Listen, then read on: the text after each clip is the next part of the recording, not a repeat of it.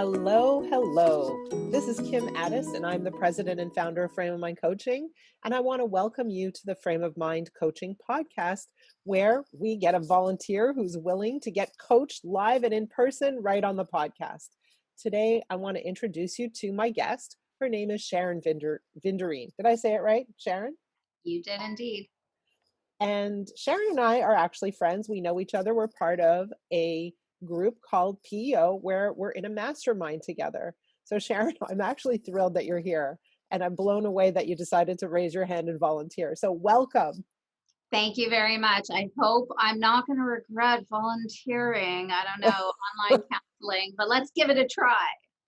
So let's just start at the beginning. What is it that you do? You own a company called Parent Tested, Parent Approved. What does that mean? Who is it for? Tell us about your business a little bit. Sure. The whole goal of the company was to help moms go into a store and be able to easily figure out what products are best for their family. So I created this seal of approval, parent tested, parent approved, where the only way a product can earn that seal is by actually having their product tested with real moms. So we have a community of over 200,000 moms. We select families from that community to test every product, and it's based on their feedback whether the product earns our seal of approval or not. And if it does, then they're able to use it. And when you go into a store, when there's lots of competing products and you see one with the seal of approval, it's trustworthy, it's credible, and it's peer endorsed. Okay. And you've been running this company for how long? Forever. 13 years. Sorry, it just feels like forever. I got it. I got it. And what would you say is your current challenge right now? My current challenge is adjusting to the reality of work from home for people. I've always been that person who really likes camaraderie, who likes to have people around me so that it feels like we're working towards a common goal.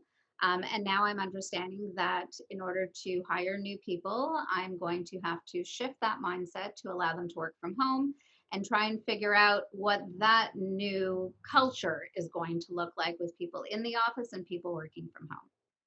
So what are you afraid of? Like, what's the fear? What's the discomfort about? I think the biggest discomfort is control, probably, not knowing what the new people are going to be doing from home. So I think it's one thing when you've worked with someone for a long time, you know what to expect from them, the quality of their work, and you can rely that, during COVID, my team was working from home. I didn't have to think twice about what they were doing because I trust them. But with new people, you kind of skip that whole opportunity to establish that trust and you go straight to, okay, I'm going to assume you're doing what you should be doing in the time frames you should be doing them. So I think that's probably one of the key factors. The other one is, when we're interviewing people, people always ask us back, what's your culture like?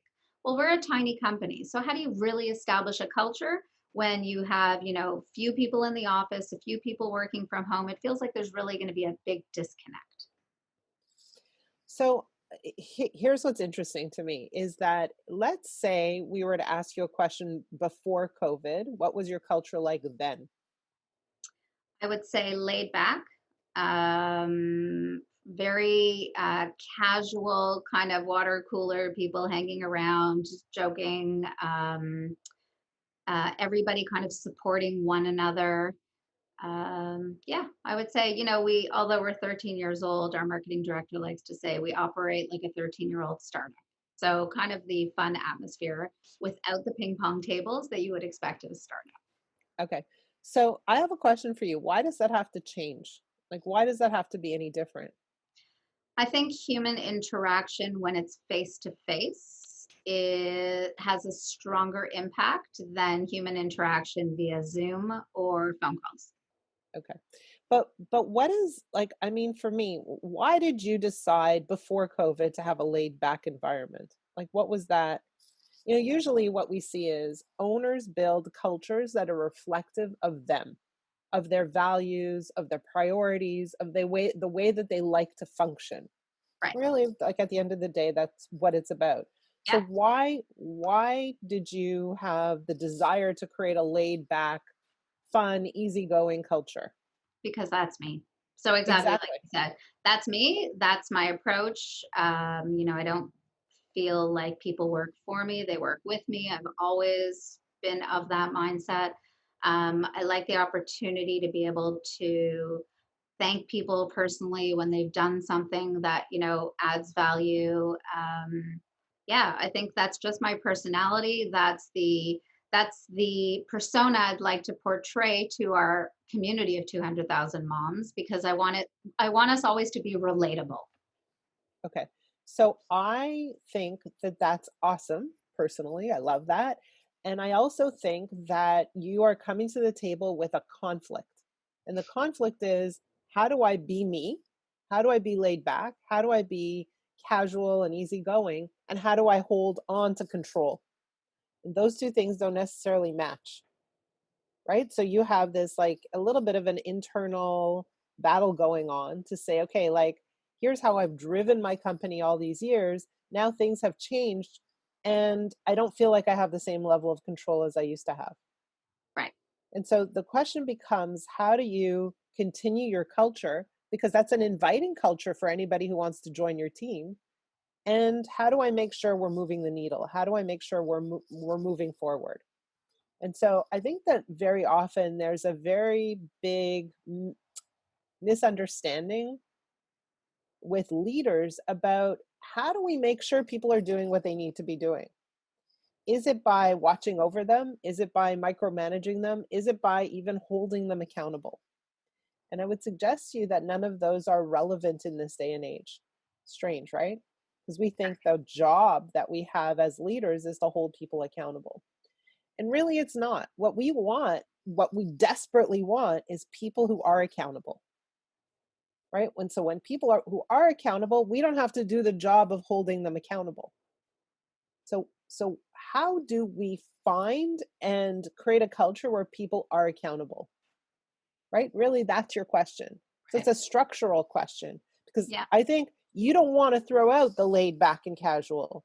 You want Right. to actually grow that because that's such a beautiful part of your company. You Yeah. know, so to me there are two things that we want to explore. Number one is, how do we create laid back and casual in a virtual world? Okay, so are there creative ideas that we can bring to the table to create laid back and casual? Right. And maybe that's, includes a certain type of Zoom meeting that's not so formal. Maybe it includes getting together at parks with socially distant experiences. Maybe it includes, a, a Netflix watching show together, whatever it is that you can do that's a little bit unusual and creative. And I know that my exposure to you is you're like filled with great ideas on that level. But I think the bigger question is, how do I move the needle? How do I move the company forward? How do I make sure people are contributing to the goal Right. and doing the things that I think they should be doing in order to move towards that goal? And I think we do that by creating agreements. Okay, so rather than making sure we're watching what people are doing, we create agreements. And with people we know more, our agreements can be a little bit longer term. In other words, we might need to check in with them a little less often. But with new people, we make shorter term agreements. So it could look like this. Hey, here's your task for the day. Let's talk tomorrow morning to see how you've been coming along. And that could be, hey, I want you to make X number of phone calls, or I want you to send X number of emails, or I want to hear the quality of your conversations and help you tweak them. But the agreement is, let's get together the next day and Right. review. Right. Rather than let's oversee what you're doing, you're creating a series of agreements. So in my case, when I come to a meeting with my team, they come with an agenda, not me. I have some ideas of what I want to talk about, but this is their meeting. Right. So it's So empowering them. it's empowering them, but it's saying, I'm your resource. You have these goals you want to reach. Let's make sure you reach them. How can I support you? How can I guide you? How can I make sure that you're doing the things that will allow you to reach the goals. And Right. so what we're really talking about is not only day-to-day agreements for the new people, but we're talking about a lot of clarity about what they know they need to achieve, right? And so the question Yeah. is, how do you do that? In what One of the things we do is we set yearly goals, and those goals were totally thrown out with COVID. So we redid our goals. Right. We call them adapted goals.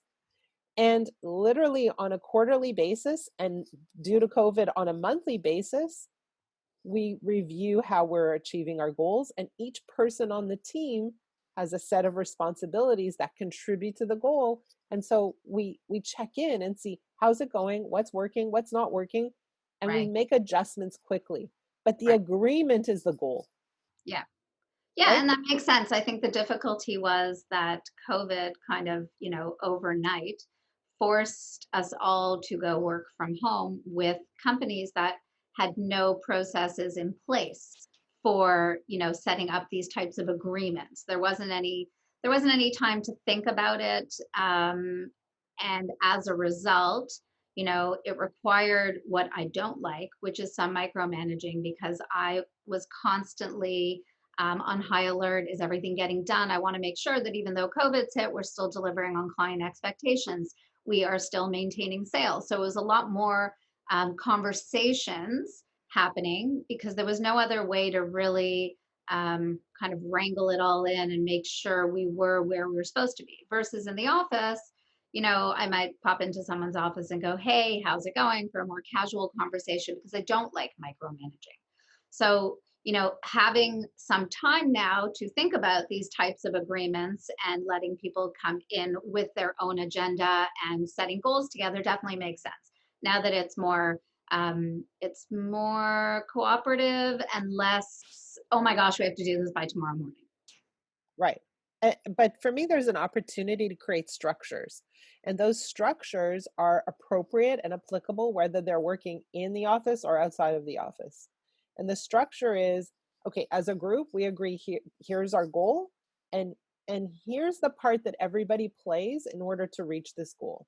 And when it's kind of like a backwards flow chart. Here's the goal, here are the things we need to do to reach our goal, here are the things we need to do monthly, here are the things we need to do weekly, here are the things we need to do daily, right? And so when we have that outlined and it's clear for everyone, I'll give you a perfect example, okay? Just to help you kind of uh, make this into a practical takeaway is like one of the things that I do is that I'm a guest on many podcasts because that helps people get to know us and it introduces them to our services.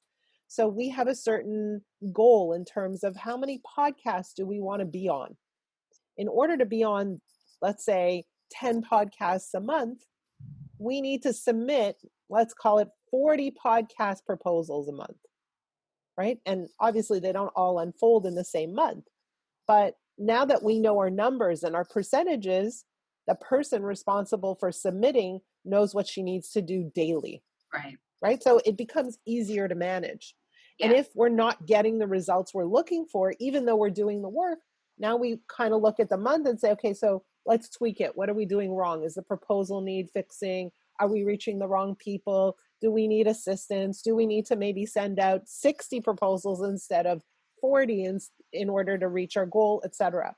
But now we're working with something tangible and Yeah. nobody's mad at anybody because right, because it's a group activity.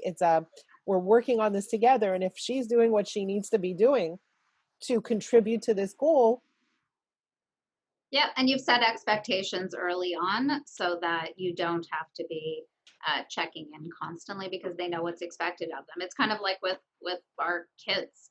There's a consequence if they don't do something, as long as you've set the expectations in advance that this is what we expect you're going to do. There's a consequence if you don't. And work, your consequence eventually becomes, you're not a fit for the team. Right. With your kids, the consequence is you're not getting allowance. But at least Right. you've set the expectations and they know what they need to be doing. So that makes sense to me. Right. But what that does for you is it allows you to be you, which is casual, relaxed, laid back, instead of tense and on it, Focusing. Yeah. Yeah. right? That And it sounds also good. allows everybody to be clear about what the vision is, and everybody's rowing towards the goal, right? Instead of you pushing people towards the goal. Right. Yeah. Yeah, That completely makes sense. amazing. I like it. You like it. That's perfect because I've just hired somebody new who's starting in a couple weeks. So it'll Amazing. allow me to put some thought behind how I want to structure this. And yeah, no, that makes a lot of sense. Any other questions? I don't think so. Now I'm going to have to go take a ton of notes to figure out how to actually put this into practice. But now that you've given me an example, I think it'll resonate more. And Sharon, by the way, I'm always accessible to you if you ever need any extra help. Fabulous. Thank you. Thank you very much. Sharon, thank you so much for joining me today, for sharing your challenge and giving me the opportunity to provide a little bit of coaching. For those of you who are listening, I hope you took some notes too. But if you have a challenge that you want to share with us on the podcast, please reach out. My email address is kim@frameofmindcoaching.com. And for those of you who have a challenge who are not comfortable being on a podcast, still reach out. My email address is kim@frameofmindcoaching.com. Thank you for joining us. Until we meet again.